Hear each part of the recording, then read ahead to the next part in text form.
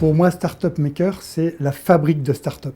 Pour moi, le Lean Startup, ça a été ça la base de la révélation, puisque aussi bien Business Angels qu'au réseau Entreprendre, on a des rêveurs, puisqu'ils sont encore dans le rêve, qui disent « ma boîte, elle n'a pas démarré, ma boîte vaut 12 millions d'euros et je ne vous demande qu'un million d'euros pour démarrer ». Et ils espèrent qu'on va leur faire un chèque en blanc.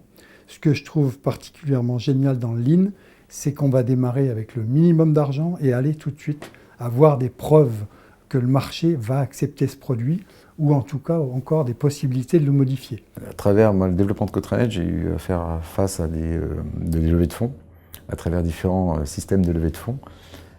Et c'est vrai qu'on a des schémas très classiques avec des levées de fonds importantes pour des projets à 2 ou 3 ans en termes de retour sur investissement.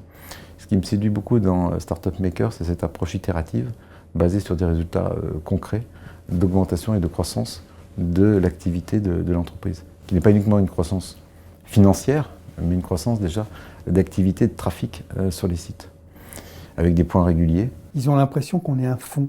On n'est pas un fonds, on est une fabrique de start-up. Et la fabrique, elle a besoin de fonds à côté.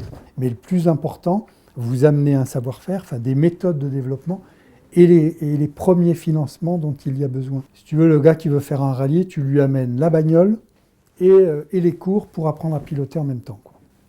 Et les sponsors, à la limite. Tout le concept, qui est un concept très novateur, puisque à ma connaissance, c'est le seul concept qui existe aujourd'hui en France, en tout cas, m'a beaucoup séduit parce qu'on a beaucoup de créateurs qui se plongent dans le monde du web en ayant un certain nombre d'idées préconçues sur comment développer leur entreprise. Et on s'aperçoit que la réalité du web n'est pas tout à fait celle qu'on imagine. Et le fait d'avoir une approche très pragmatique mais très cadrée de mesure des résultats et ensuite de correction pour obtenir de meilleurs résultats me semble être la bonne approche pour attaquer ce monde-là.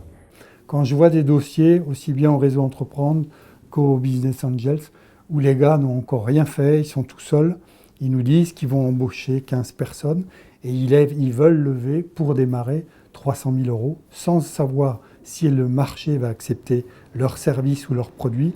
C'est vrai que j'ai un gros problème par rapport à ça. Pour moi, Startup Maker est vraiment un maillon qui manquait à la chaîne de l'écosystème. Évidemment, on n'est pas du tout en concurrence avec tous les réseaux existants. Au contraire, c'est un des acteurs qui manquait.